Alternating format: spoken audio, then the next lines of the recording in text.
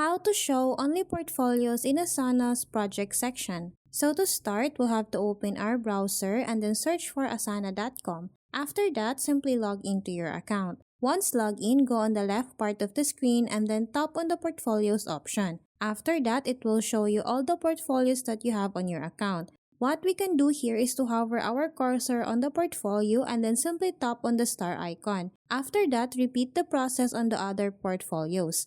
And as you can see here, it automatically showed a starred option here on the left part of the screen. So in here, unfortunately, there is no option here on Asana for us to filter and only show portfolios in the project section. But what we can do is to archive the other projects or tasks. To do that, we'll have to go on the projects option, right-click on the task, and then in here on the pop-up menu, you will see this archive project. Simply tap on this one.